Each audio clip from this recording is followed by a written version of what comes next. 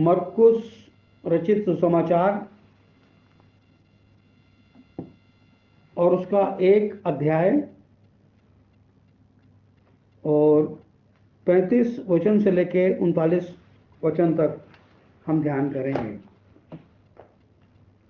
यहाँ लिखा है, भोर को दिन निकलने से बहुत पहले वह उठकर निकला और एक जंगली स्थान में गया और वहां प्रार्थना करने लगा। तब शमौन और उसके साथी उसकी खोज में गए और जब वो मिल गया तो उससे कहा, सब लोग तुझे ढूंढ रहे हैं। उसने उनसे कहा, आओ हम और कहीं आसपास की बस्तियों में जाएं कि मैं वहां भी प्रचार करूं, क्योंकि मैं इसीलिए निकला हूं। अतः वह सारे गलील में उनके आराधनालयों में जाकर प्रचार करता और दुष्ट आत्माओं को निकालता रहा। यहोवा परमेश्वर की आशीष उसके पवित्र वचन के पढ़े और सुने जाने पर हो। आमीन। हम लोग एक क्षण भर के लिए प्रभु के चरणों में स्वरों को झुकाएंगे, प्रार्थना मांगेंगे। प्रभु यीशु मसीह, बड़े आनंद और उत्साह के साथ आपके चरणों में हम अपने स्वरों को झुकाते हैं और आपसे निवेदन करते हैं, प्रभु अपने वचन का प्रकाश और उसकी गंभीरता आप हमारे हृदयों में प्रकट करें, ताकि हमारा हृदय आनंदित और मगन हो जाए और आपके वचन में लीन होकर आपको निहारता रहे। सारा आदर, सारी महिमा, सारा जलाल आपके पवित्र नाम को देते हैं। प्रार्थना हमारे उद्धारकर्ता प्रभु यीशु मसीह के नाम में मांगते हैं। आमीन। हम एक विषय को देख रहे हैं जिसका टाइटल बाइबल में दिया है, एकांत में यीशु का प्रार्थना करना। एकांत में यीशु का प्रार्थना करना।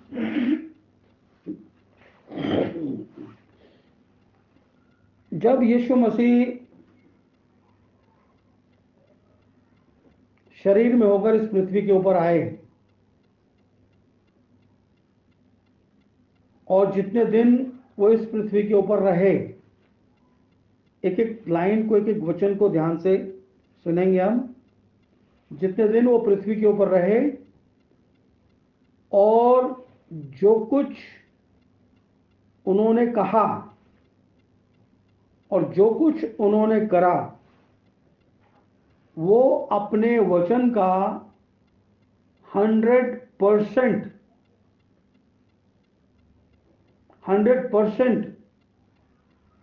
सकारात्मक रूप इस पृथ्वी पर जाने से पहले हमें देकर गए। अब इस बात को कैसे समझें? इस बात को ऐसे समझें कि प्रभु यीशु मसीह ने कहा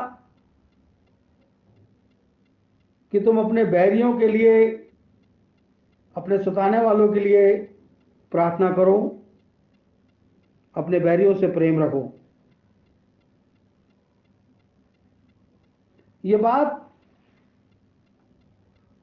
सुनने में बड़ी अच्छी लगती है कानों को, परंतु जब इसको इंप्लीमेंट करने की जरूरत पड़ती है, तब आदमी, इंसान कसमसाता है। परंतु जिसने ये बात कही थी वो कोई इंसान नहीं था, वो देहधारी परमेश्वर था। God manifested in flash. और यही भविष्यवाणी प्रभु यीशु मसीह के बारे में की गई थी। दूसरी बात, प्रभु यीशु मसीह ने अपने चेलों को कहा कि तुम बड़ी बड़ी प्रार्थनाएं मत करा करो, लोगों को दिखाने के लिए प्रार्थनाएं मत करा करो, क्योंकि जो लोगों को दिखाने के लिए प्रार्थना करते हैं उनको परमेश्वर से कोई प्रतिफल नहीं मिलने वाला। जब तुम प्रार्थना करो तो अपनी कोठरी में गुप्त स्थान में जाओ और अपने पिता से प्रार्थना करो। जो तुम्हारा पिता गुप्त में ये सब बातें देखता है वो तुमको आशीषित करेगा। कहने का अभिप्राय क्या है?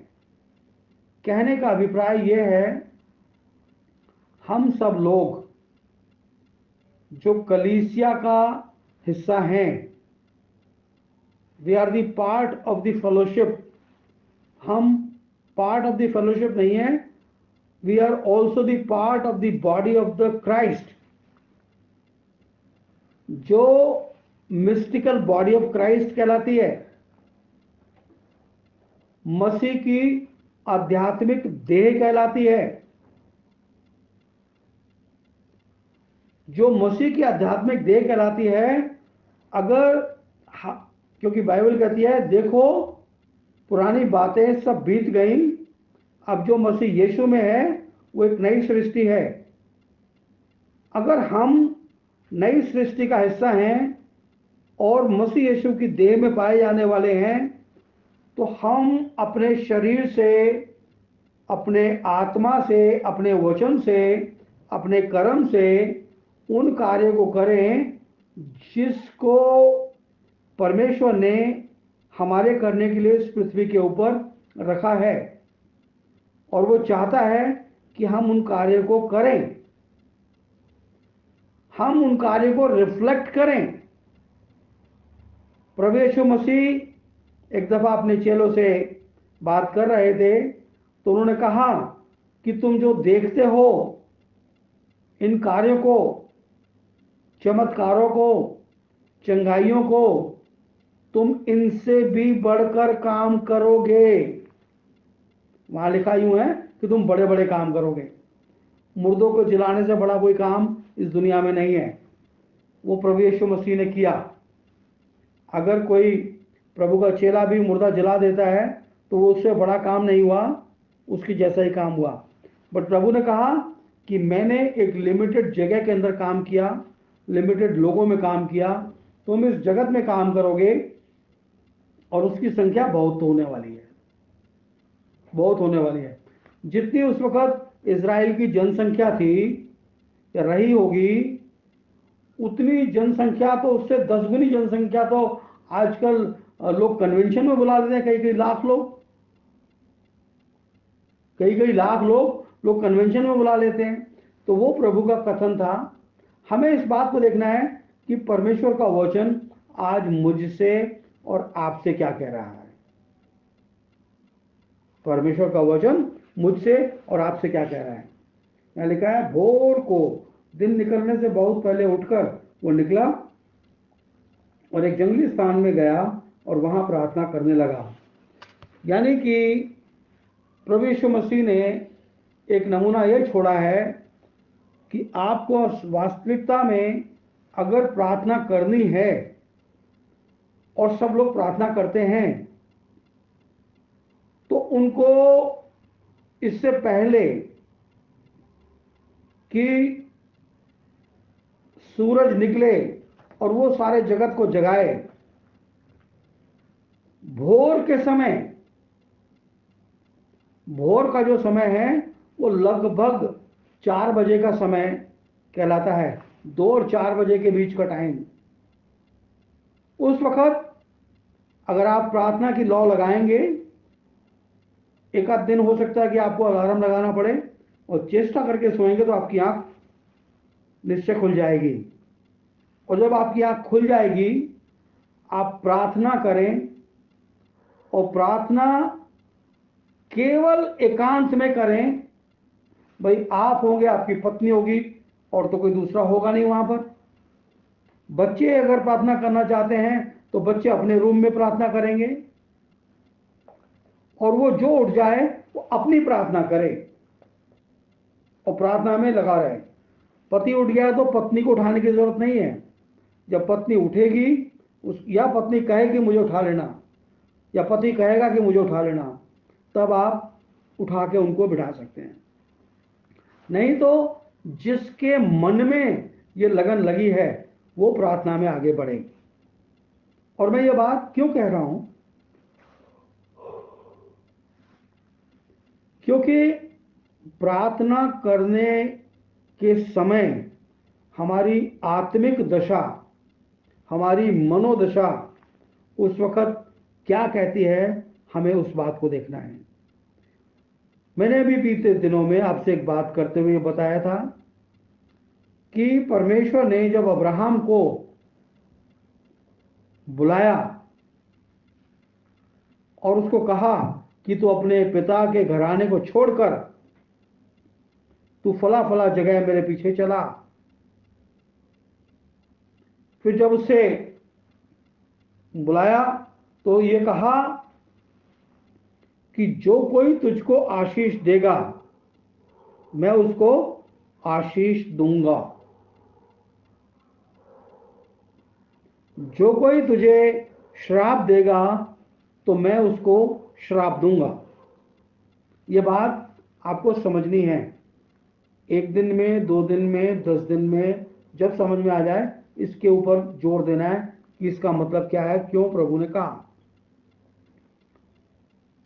अब्राहम की जो संतान थी उसका नाम था इजहाक। इजहाक के 2 बेटे हुए, ईसाऊ और याकूब। याकूब के 12 पुत्र हुए और याकूब का नाम बदल के इज़राइल रखा। उन 12 गोत्रों से इज़राइल बना है। बहुत सारे लोग इस उलझन में रहते हैं कि इस इज़राइल के साथ हमारा क्या संबंध है। तो वो जो इज़राइल याकूब के बेटे यानी कि इज़राइल के 12 बेटों से 12 गोत्र हुए, उनसे यह मुल्क इज़राइल बना है। तो वो अब्राहम की संतान ही ठहरी, क्योंकि परमेश्वर ने उसको ये प्रॉमिस किया था कि मैं तुझसे एक मुल्क बनाऊंगा और एक बड़ी जाति बनाऊंगा। और जब परमेश्वर ने उसको ये कहा कि मैं तुझसे एक बड़ा मुल्क बनाऊंगा, एक बड़ी जाति बनाऊंगा, तुझको मैं पढ़ देता हूं यहां से ताकि आपको थोड़ी सी आसानी रहे। मैं 12 अध्याय पढ़ रहा हूं।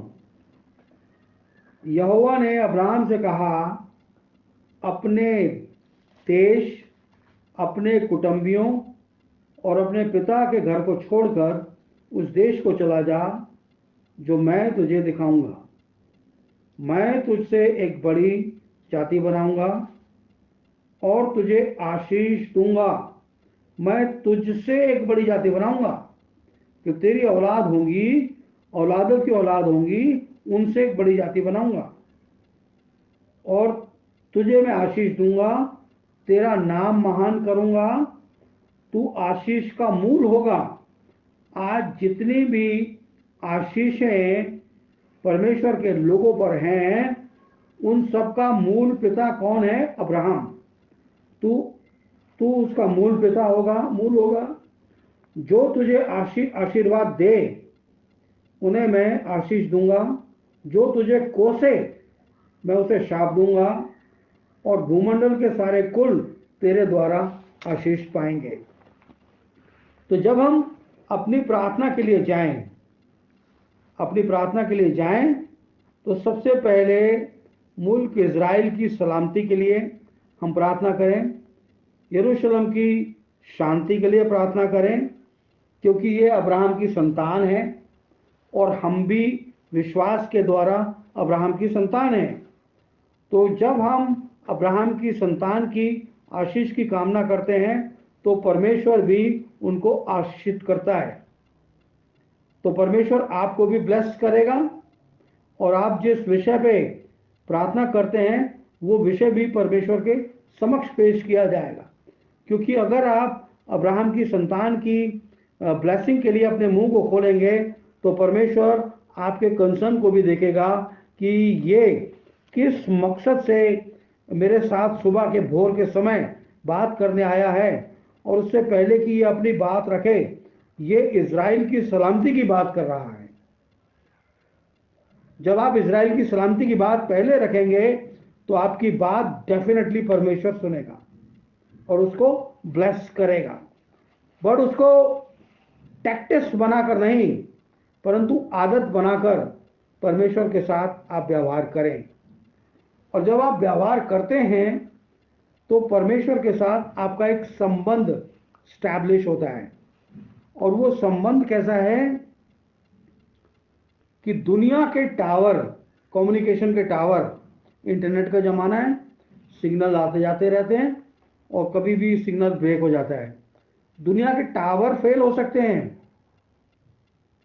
इलेक्ट्रिसिटी चली गई तो आपका इलेक्ट्रॉनिक गैजेट जो है आप उसको रिचार्ज नहीं कर सकते। अभी 17 दिन तक 41 मजदूर उत्तराखंड में फंसे रहे, उनके सबके मोबाइल डिस्चार्ज हो गए होंगे क्योंकि वहां पर कोई रिचार्जिंग पॉइंट नहीं था, परंतु उनके पास एक पॉइंट था कि वो अपने यहोवा परमेश्वर को वहां से भी पुकार सकते थे। वो अपने यहोवा परमेश्वर को वहां से भी पुकार सकते थे। वो जो कम्युनिकेशन का गैप है वो कभी खत्म नहीं होता। योना नबी को भेजा था नीनवे, वो तरतीश चला गया और अपने कर्तव्य के कारण वो मछली के पेट में चला गया और मछली के पेट में जाके उसने वहां से प्रार्थना करी तो परमेश्वर ने उसको नीनवे के तट पे लाके मछली से फेंकवा दिया। यह है प्रार्थना। जब आप अपने संबंध को परमेश्वर के साथ स्टैब्लिश करते हैं तो परमेश्वर आपको वहां से रिहाई करवाता है, रिहाई करवाता है और आपकी रिहाई परमेश्वर सुनिश्चित करता है। अब हम आगे को बढ़ते हैं इस विषय में। तो प्रार्थना करने के लिए एक तो हमारे पास माकूल समय होना चाहिए और हमको मेंटली प्रिपेयर्ड रहना चाहिए कि हम परमेश्वर से बातचीत करने के लिए जा रहे हैं। और जितने भी मैंने अभी आपको बताया, जो उत्पत्ति 12 अध्याय के पहले 3 वचन पढ़े हैं, हमारे मन में कोई मनमुटाव, ऊंच नीच किसी भी परमेश्वर के जन के लिए नहीं रहनी चाहिए, क्योंकि हर एक विश्वासी अब्राहम की संतान है।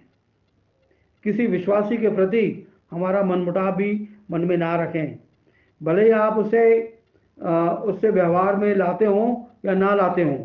आप व्यवहार में ना लाते हो तब भी ठीक है, लाते हो तब भी ठीक है, बट हमें उसके प्रति कुछ अपने हृदय में गलत या हार्ड फीलिंग्स नहीं रखनी है। और फिर उसके बाद आप प्रार्थना करें, क्योंकि बाइबल में लिखा है कि जब तू वेदी पे भेंट चढ़ाने जाए और तुझे याद आ जाए कि तेरी भाई के साथ अनबन है, तो अपनी भेंट को वेदी पे छोड़ और पहले अपने भाई के साथ सुलह कर और फिर आके तू भेंट चढ़ा। क्योंकि भेंट चढ़ाना और अपने भाई से सुलह ना करना आपकी भेंट स्वीकार नहीं होती। बहुत सारी प्रार्थनाएं केवल इसलिए नहीं सुनी जाती क्योंकि जो प्रार्थना मांग रहा है उसके हृदय में जगह नहीं है ब्लेसिंग्स को रिसीव करने के लिए। पहले अपने हृदय को एम्प्टी कर दें, खाली कर दें, ताकि हम ब्लेसिंग्स को रिसीव कर सकें। तो वो प्रार्थना करने लगा। तब शमौन और उसके साथी उसकी खोज में गए और जब वो मिल गया तो उससे कहा कि लोग तुझे ढूंढ रहे हैं। उसने उनसे कहा, आओ हम कहीं और आसपास की बस्तियों में जाएं और मैं वहां जाकर प्रचार करूं, क्योंकि मैं इसीलिए निकला हूं। प्रभु यीशु मसीह उस वक्त अपने घर से निकला था। ये वो वृतांत नहीं कह रहा है, वो कह रहा है कि मैं अपने घर से यानी कि स्वर्गलोक से इसीलिए आया हूं कि मैं इस जगत के लोगों को एक विशेष पैकेज दे के जाऊं। और वो पैकेज किस चीज का है? वो पैकेज है साल्वेशन का। वो पैकेज किस चीज का है? वो पैकेज है साल्वेशन का। और उस साल्वेशन के पैकेज के लिए जब प्रभु ने उनसे कहा तो हम देखते हैं, एक वचन निकालते हैं और वो हमको मिलेगा यशाया 61 अध्याय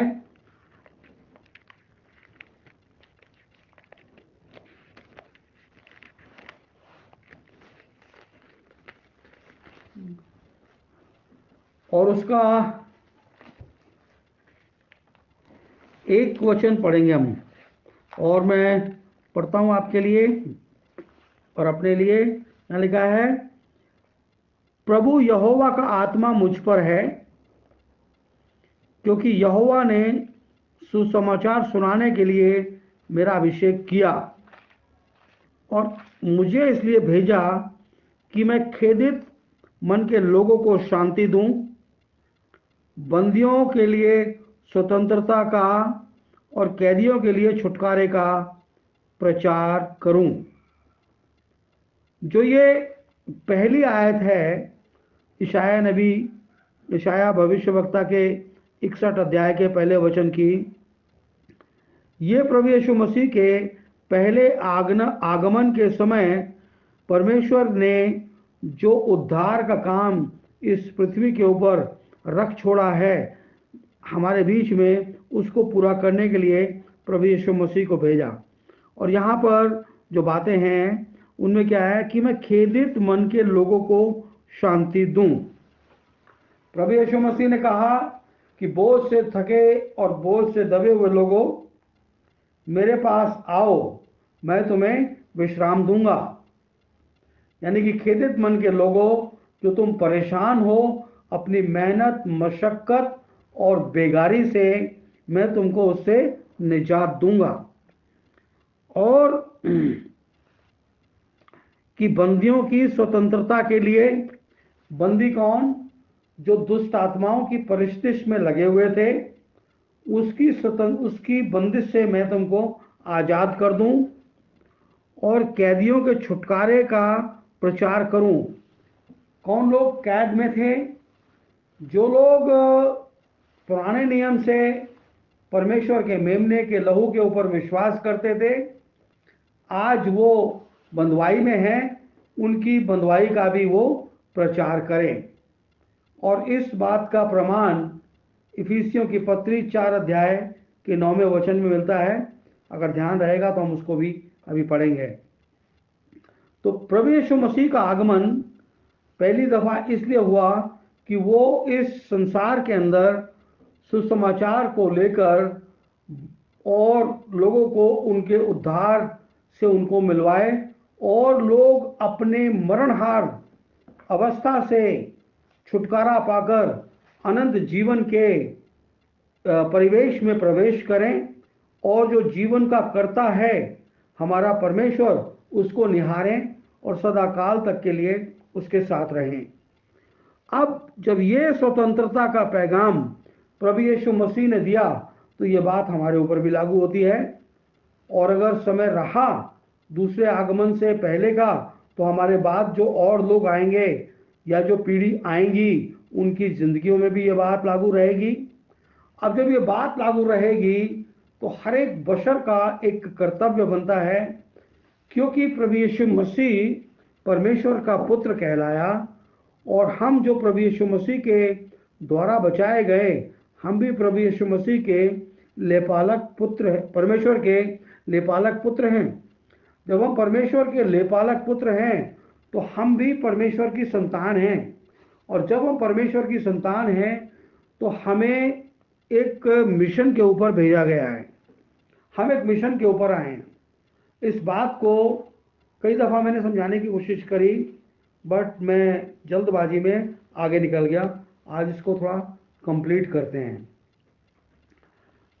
हैं, थोड़ा देखेंगे, ध्यान करेंगे इसके ऊपर। एक इस संसार में 200 कुछ कंट्रीज़ हैं, और हर एक कंट्री का दुनिया की बहुत सारी कंट्रियों के साथ राजनीतिक संबंध है और कूटनीतिक संबंध है, डिप्लोमेटिक रिलेशन हैं। जो ये डिप्लोमेटिक रिलेशन हैं, ये क्या करते हैं? एक मुल्क से दूसरे मुल्क में अपने राजदूत को भेजता है और कुछ कर्मचारियों को भेजता है, और वो कर्मचारी जाकर वहाँ पर एक ऑफिस बनाते हैं, उसके ऑफिस का सेटअप करते हैं, और उसके ऑफिस का सेटअप ऐसे करते हैं जो उनका रहन सहन, कल्चर, खाना पीना, उठना बैठना उनके मुल्क में होता है, वही डिक्टो कल्चर उनके वहाँ पर होता है। अगर आप अमेरिकन एम्बेसी में जाएंगे, तो आपको ऐसे लगेगा कि मिनी अमेरिका है। जैसे अमेरिका में लोग रहते हैं, खाते पीते हैं, स्विमिंग पूल में नहाते हैं, और उनके वहाँ पे बड़े बड़े क्लब होते हैं, रेस्टोरेंट्स रहते हैं, वो सब आपको मिलेंगे। काम के लिए ऑफिस भी मिलेगा और ये सब मिलेंगे। बड़ी बड़ी गाड़ियाँ मिलेंगी जो अमेरिका में चलती हैं, वो आपको अमेरिकन एम्बेसी में भी मिलेंगी। किसी और एम्बेसी में जाएंगे तो आपको वही खान पान जो उनकी कंट्रीज में होता है, चाहे मैं बात करूं कोरिया की, या मैं बात करूं जापान की, या मैं बात करूं कनाडा की, किसी भी कंट्री की मैं बात करूं, जब आप उनकी एम्बेसीज में जाके देखेंगे जो दूसरे दूसरे मुल्कों में हैं, वो अपने प्रेजेंस के द्वारा अपनी कंट्री को रिप्रेजेंट करते हैं, अपनी कंट्री को रिप्रेजेंट करते हैं। और हमको भी परमेश्वर ने इस पृथ्वी के ऊपर एक सफ़र के ऊपर भेजा है। और वो सफ़र क्या है? दूसरा कुरिन्थियों के 5 अध्याय में लिखा है दैट कि हम मसीह के राजदूत हैं, हम मसीह के राजदूत हैं। तो राजदूत का काम अभी मैंने आपको बताया कि अपनी कंट्री के हाव भाव, रहन सहन, व्यवहार को वहाँ पर स्टैब्लिश करना होता है। तो हम किसी धर्म को स्टैब्लिश करने नहीं आए इस पृथ्वी के ऊपर। हमारा किसी धर्म को लेकर कोई प्रोपोगेट नहीं करते हम स्वर्गवासी हैं। पृथ्वी के ऊपर स्वर्ग का एक नमूना बने, लोग स्वर्ग की शैली में जिए। जैसे स्वर्ग में परमेश्वर के दूत रहते हैं और वहाँ पर सारा का सारा आलम पवित्रता से भरा हुआ है। हमारा घर, हमारा आंगन, हमसे मिलने वाला कोई भी आए, उसको ये अनुभव होना चाहिए कि मैं स्वर्ग में आ गया। ये कब संभव होगा? ये जब संभव होगा जब हम अपने होल बीइंग को धीरे धीरे धीरे धीरे कन्वर्ट करेंगे, मनुष्यों के ठग विद्या से निकलेंगे। लोगों ने मनुष्यों की रूप में आकर लोगों के ऊपर कंट्रोल किया है। हमें लोगों के ऊपर कंट्रोल नहीं करना है, हमें लोगों को आज़ाद रखना है। मसीह यीशु ने हमें आज़ादी का आत्मा दिया है। पहला कुरिन्थियों 12 अध्याय के 13 पद में आप पढ़ सकते हैं कि उसने हमें स्वतंत्रता का आत्मा दिया है। और जब उसने हमें स्वतंत्रता का आत्मा दिया है तो हम सब लोगों को स्वतंत्रता में ही रहना है। यहाँ यूँ लिखा है, क्योंकि हम सब ने, क्या यहूदी, क्या यूनानी, क्या दास, क्या स्वतंत्र, एक ही आत्मा के द्वारा एक ही देह में होने के लिए बपतिस्मा लिया, और हम सबको एक ही आत्मा पिलाया गया। और वो आत्मा जो पिलाया गया वो परमेश्वर का पवित्र आत्मा है, और वो आज़ादी देता है। और हम सब उसमें होकर इस पृथ्वी के ऊपर उस स्वर्गलोक की कल्पना करते हैं। और अगर हम जब अपने जीवन को कंप्लीट करके चले जाते हैं और समय ऐसा आता है कि हमारे रहते रहते हम जितना कर पाते हैं करते हैं और फिर हम इस शरीर को छोड़ के चले जाते हैं, हमारा काम विफल नहीं हुआ। हमसे पहले करोड़ों लोग चले गए हैं, उनके काम भी विफल नहीं हुए। जब प्रभु यीशु मसीह आएगा तो मुर्दे जलाए जाएंगे, और ये रेजरेक्शन 2 दफा होगा। ये रेजरेक्शन 2 दफा होगा। पहली दफा में जो जाएंगे उनके ऊपर ये लिखा है कि उनके ऊपर दूसरी मौत लागू नहीं होती, परंतु दूसरी दफा जो रेजरेक्ट किए जाएंगे उनमें से बहुत से ऐसे होंगे जिनके ऊपर मौत का फरमान दिया जा सकता है। तो हम जब यहाँ से निकल के जाएंगे तो हम परमेश्वर की प्रेजेंस में जाएंगे, क्योंकि हम स्वर्गवासी थे, स्वर्गलोक के प्राणी थे। हमें पृथ्वी पे भेजा गया था एक मिशन के ऊपर। उस मिशन को अकम्प्लिश करके हम जब वापस जाएंगे तो हम वास करेंगे स्वर्गलोक में। हम ये प्रक्रिया इतनी आसान नहीं है तो इतनी मुश्किल भी नहीं है। आपको ईमानदारी बरतनी है अपने साथ, अपने परिवार के साथ, अपने कामकाज के साथ और अपने चालो चलन के अंदर। तो आप परमेश्वर के बारगाह के बाशिंदे बनकर हमेशा तक रह सकते हैं। तो ये योजना जो परमेश्वर ने हमारे लिए बनाई है, हमें उसमें आगे को बढ़ना है। क्योंकि मैं दूसरी आयत में एक पढ़ दूं जो यशायाह की 61 की दूसरी है। वहाँ लिखा है कि यहोवा के प्रसन्न रहने का वर्ष और हमारे परमेश्वर के पलटा लेने के दिन का प्रचार करूं कि सब विलाप करने वालों को शांति दूं। अब जो दूसरी आयत है वो प्रभु यीशु मसीह के दूसरे आगमन के समय के लिए है, जब वो परमेश्वर के पलटा लेने के दिन आकर न्याय करेगा। वो उस वक्त के लिए है। जो पहली आयत है वो अब से लेके प्रभु के दूसरे आगमन से पहले जितने लोग उसमें आएंगे उनके लिए है, और जब वो आ जाएगा तो फिर दूसरी आयत का काम चालू हो जाएगा। ठीक है, अब हम 39 वचन को पढ़ेंगे। लिखा है, अतः सारे गलील और उनके आराधनालयों में जाकर वो प्रचार करता रहा और दुष्ट आत्माओं को निकालता रहा। चंगाई परमेश्वर की ओर से है और परमेश्वर अपने लोगों को रोगी नहीं होने देता। रोग बहुत सारे रीजन से आते हैं और परमेश्वर कुछ भी करने में सामर्थ्य है, कुछ भी करने में सामर्थ्य है। उस सामर्थ्य के लिए हमें परमेश्वर के हृदय को जीतना है, और अगर हम ऐसा करने में कामयाब होते हैं तो आप यकीन मानिए कि आपके पास कोई भी खुशी आने से रह नहीं सकती। खुशी को आने में टाइम लग सकता है। आप जानते हैं कि अब्राहम 100 वर्ष का हो गया था और उसकी पत्नी 90 वर्ष की हो गई थी, और जो एक नेचुरल प्रोसेस होता है फीमेल्स के अंदर रीजनरेशन के लिए, औलाद को पैदा करने के लिए, वो प्रोसेस भी बंद हो गया था। परंतु परमेश्वर ने उस प्रोसेस को चालू किया। आप सब लोग समझते हैं जो सियाने हैं। उस प्रोसेस को चालू किया जो कि नेक्स्ट टू इम्पॉसिबल है। मेडिकल साइंस कहती है जब एक दफा उम्र हो जाती है और वो चीज, वो क्रिया बंद हो जाती है तो वो क्रिया दोबारा चालू नहीं होती। लड़की जब बचपन में रहती है तो वो क्रिया उसके पास नहीं होती। जब वो जवान होती है, वो जवानी का सिग्नल है कि तू जवान है और रिप्रोडक्शन के लिए वो तैयार है। 14 साल, 16 साल, 18 साल, 20 साल, 40 साल, 45 साल तक की उम्र में वो प्रोसेस से होकर गुजरती है। परंतु जब वो बंद हो जाने के बाद वो क्रिया चालू नहीं होती।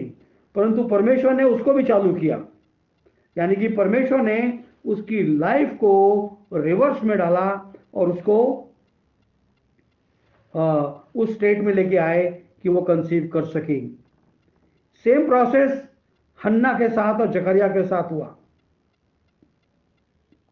तो परमेश्वर कुछ भी कर सकता है, परमेश्वर कुछ भी कर सकता है। प्रभु यीशु मसीह ने कहा कि अगर तुम शांत रहोगे तो ये पत्थर चिल्ला उठेंगे, ये पत्थर चिल्ला उठेंगे। तो मेरे अजीज साथियों, हमें अपने आप को, अपने होल बीइंग को तैयार करना है कि हम परमेश्वर की महिमा को निहारें और अपने आप को इस रीति से तैयार करें कि हम परमेश्वर के उस जलाल को अपनी जिंदगी से रिफ्लेक्ट कर सकें। क्योंकि हम इस पृथ्वी के ऊपर एक जीता जागता नमूना है परमेश्वर की उस महिमा के, जो परमेश्वर अपनी महिमा इस पृथ्वी के ऊपर दिखाना चाहता है। अर्थात परमेश्वर चाहता है कि हम जब इस पृथ्वी पे चलें फिरें, लोगों को बाइबल पढ़ के प्रचार करने की जरूरत ना पड़े। वो देखें ये लड़का कैसा है, ये नौजवान लड़की कैसी है। ऐसी लड़की तो आज के युग में मैंने कभी देखी नहीं। उसके चाल चलन को देखकर लोग मोहित हो जाएं और मजबूर हो जाएं कि वो पूछे आके कि आज के युग में तुमने ये क्या अपना रूप धारण किया हुआ है। तो वो उसके पास, नौजवान लड़की के पास ये हया होना चाहिए कि मैं परमेश्वर की पुत्री हूं और परमेश्वर के बेटे बेटी कैसे होते हैं, जो स्वर्ग में वास करते हैं, मैं उसका नमूना दिखाने के लिए परमेश्वर ने मुझे यहां भेजा है।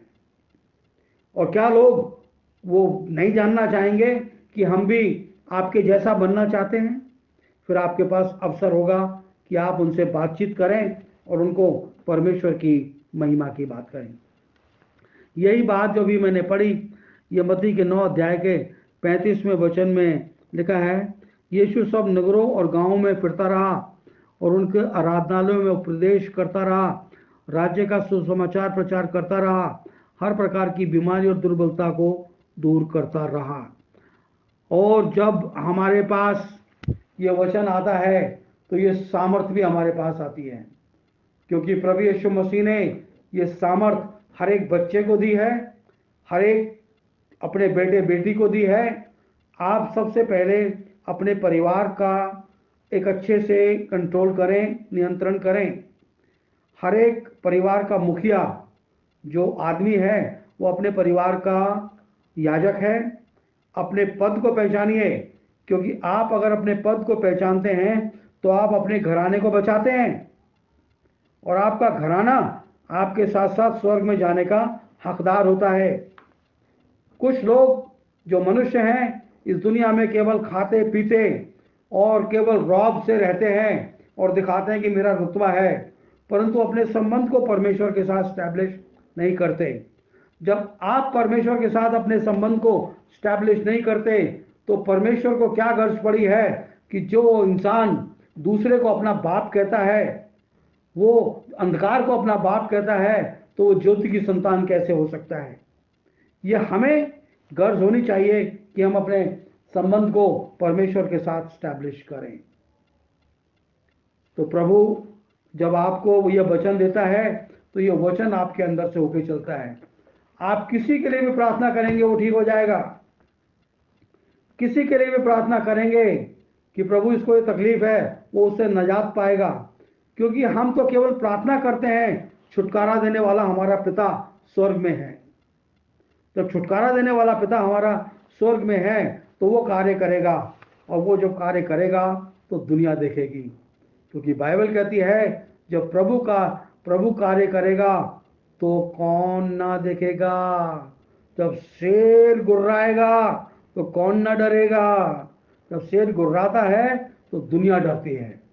और हमारा जो प्रभु यीशु मसीह है वो दाऊद का शेर है, दाऊद का सिंह है, वो शेर बवर है और उससे भी बढ़कर है, क्योंकि उसने शेर बवर के मुंह को भी बंद किया है। तो मैं आज यही कहना चाहता हूँ कि आपकी प्रार्थनाएं, आपका डेडिकेशन, आपका कंसर्न परमेश्वर के साथ इतना सॉलिड हो कि जैसे प्रभु यीशु मसीह भोर को उठ के परमेश्वर पिता से बातचीत करता था, आप भी भोर को उठकर, बाकी समय में भी प्रार्थना करें, परंतु भोर को उठकर अपना पेय जो भी वाक्य है वो परमेश्वर के समक्ष रखें, और आप देखेंगे कि परमेश्वर ने आपको आशीष दी है। तो my dear brothers and sisters, JCNTSD group में आप सबको प्रभु आशीषित करें और अपनी आत्मा की भरपूरी दे और वचन से शेर और आसूदा होते जाएं और परमेश्वर की महिमा करते रहें।